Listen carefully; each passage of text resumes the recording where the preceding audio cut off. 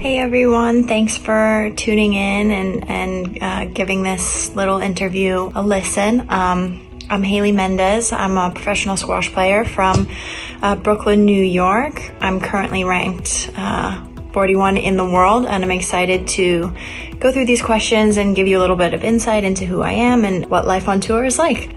So let's see. Today's a bit unusual. I'm actually in the lovely Manchester McDonald Hotel, quarantining, waiting for my COVID test result so I can enter the tournament bubble. So life on tour at tournaments has been a little bit different the last 12 months. But anyways, your average day, wake up usually around 7:30. And my new routine as of COVID has actually been wake up, morning coffee, breakfast, and over breakfast I do the New York Times mini crossword of the day. I have a competition with my sister and her boyfriend and Nathan, so we can see a leaderboard and who wins. And then I do about 20 to 30 minutes of Spanish on Duolingo. So I'm thrilled to report that today is day 402 in a row of my streak on Duolingo. So that's been my COVID resolution, I suppose, to try and learn Spanish, and I've really been enjoying it. So after breakfast, crossword, Spanish, usually head out to training around 10:30. I like to get on court in the mornings, get there sort of 45 minutes early. I like to do 20 minutes of yoga, stretching, whatever it might be to get my body warm, and then an on-court session, whether that's with my coach or with another player doing drills and routines. But yeah, sort of get that out of the way while the courts are nice and quiet and I have the place to myself. Come back, lunch, and then in the afternoon, various odds and ends, whether it's connecting with sponsors on the phone or for coffee, organizing travel and logistics that way. I'm planning a wedding. I am also starting business school in the fall, so preparing for that. So sort of a lot going on. And try and spend a couple hours in the afternoon doing that, and then something physical in the gym. So whether that's weights or something more cardio-based, fitness, or a practice match, I'd head back to the courts and play a match with someone. Come back, dinner around 6:37, and then sort of chill out for the rest of the evening. Like to go for a walk if it's nice outside, maybe listen to a podcast.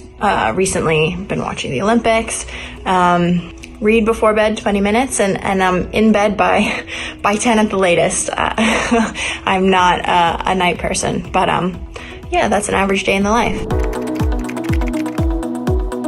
That's hard, and I'm gonna cop out a little bit and give you a few, because there's so many to choose from, and it's changed a little bit, I suppose, as I've gotten older. I would, kick myself if I didn't say Nicole David. I was fortunate enough to meet her when I was 10 and sort of starting out with squash, and she truly inspired me to think about turning professional once I was older, after college, showed me what a professional squash player looked like, and the professionalism and what it took to be the best. So definitely Nicole, she inspired me greatly. Who else? The 1980s U.S. men's Olympic hockey team that beat the Soviet Union in the gold medal match. I don't know if there are any ice hockey fans, but the movie Miracle tells the story. I also played ice hockey growing up until I was 18, so found that movie incredibly inspirational to see sort of these guys with normal everyday lives that I could relate to. This is when the Olympics were still, you had to be an amateur to compete, and just the story of them coming together as a team and ultimately winning gold. It gives me goosebumps still to this day. So love that. Who else?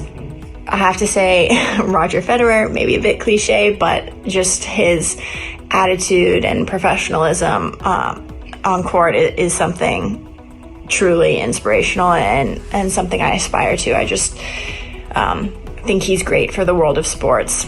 And then lastly, like now at this stage in my life, I respect Serena and Azarenka and Allison Felix and all of these moms that Alex Morgan that have had kids and still go on to play at this elite level and do these amazing things. And I just find that incredible. So yeah, too many to choose from to pick just one. Okay, moving on. What mental tools do you use under pressure? So I've worked a lot with a sports psychologist, especially after my knee surgeries and injuries, because I struggled with sort of the confidence of playing again at that top level. But I do a lot of visualization, a lot of breathing techniques, and those are probably my go-to in these high pressure situations on court. Being able to take sort of a calming breath in a specific way and like paired with a little catchphrase in my head that I'm used to just calms me down in ways that I can't even explain. So that's probably my go-to. Every player has these little quirks or things, signals to themselves that they practice, whether it's wiping your hand on the wall, that's not allowed anymore with COVID, but touching your strings in a certain way or tapping your head or something. These little cues that signal these phrases that you've worked on in visualization and in practice that without even thinking it signals something to you. So yeah, that's my go-to. So many to choose from. A lot of crazy stuff happens when you're traveling the world with some of your closest friends. But something I was just talking about, actually, this was just crazy. Especially in the States, you get a lot of people not really knowing what squash is, and then you say, oh, you're a professional squash player, and they're kind of like, yeah, nodding, and you have to say, oh, it's like racquetball, and then maybe they get it. But I was still in university, I was sitting in the dining hall, and someone said, oh, what do you do? And I said, oh, I'm on the squash team here, and they genuinely thought that I was like speed eater, professional eating contest, eating squash, specifically the vegetable squash, and that was my specialty. And they were like very surprised that Harvard had a varsity team in speed eating for vegetables. And I was like, come on, how did you get into Harvard if you think that's a real thing? So a lot of silly things like that. So I'd have to say ice hockey. Ice hockey was actually my first sport. Started when I was about 6, and played all the way through until I was 18, actually. But especially playing squash, an individual sport, playing on a team is something special that I do miss. We get to do it a couple times a year, if that. But the team dynamic of ice hockey is really special, and just the speed of the game. I don't know if any of you ice skate, but I love to skate. That was my strong suit. Less so the sort of puck handling, but the skating.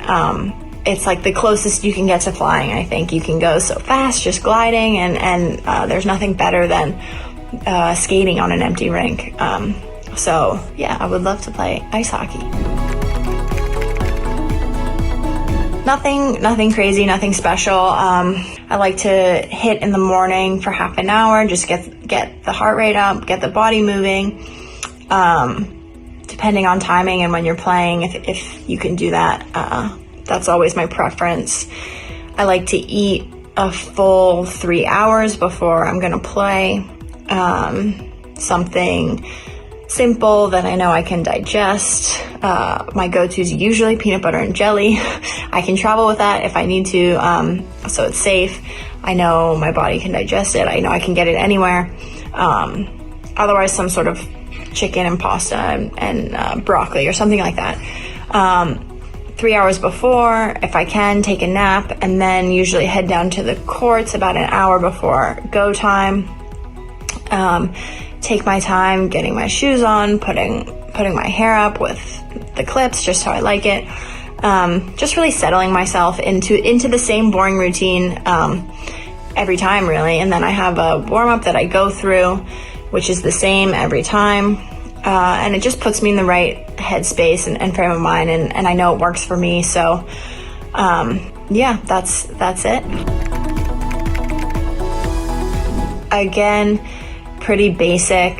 I'd like to sit on a bike, ideally if I can, for sort of 10-15 minutes afterwards, bring the heart rate down, and then spend some time stretching and rolling, trying to eat something immediately after, within sort of half an hour, whether that's a protein bar or chocolate milk or banana, or just get anything sort of back in the system, shower, and then go for a big meal.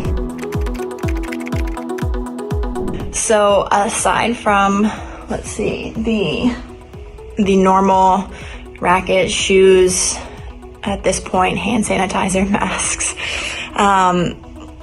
what do I have in there that's interesting? I have a softball, an American softball, which is like slightly bigger than a baseball, very hard, and incredible to roll on. It's like slightly bigger than a lacrosse ball, but smaller than a roller, so easier to travel around with. So I love rolling on that before and after practice. I have a hacky sack, which is like a little cloth ball filled with beanbag things, which is sometimes a fun way to warm up, especially with someone else that you play like keep me ups with your feet. It's a lot harder than it looks. I'm not very good at it. I have my favorite protein bars in there, which right now are the Snickers protein bars. They don't taste like a Snickers. I will let you know that from the get-go, but it's a lot nicer than the average protein bar. And then I have a ton of hair clips and hair ties, because there's nothing more annoying than showing up for practice and not having a hair tie. So that's all I have for you guys right now, but please feel free to get in touch on Instagram or Facebook or Twitter. I should be pretty easy to find, Haley Mendez, or check out my website, HaleyMendezSquash.com, to follow my tournament results, or just I have a blog up there. Yeah, and please feel free to get in touch with any questions. I'm happy to answer them and chat to you guys. And just a quick plug to say thank you to all my sponsors: US Squash, Monteverde, Pine House Capital. Thanks for your continued support, especially throughout the last year when things have been a little bit difficult. All right, thanks. See you soon. Bye.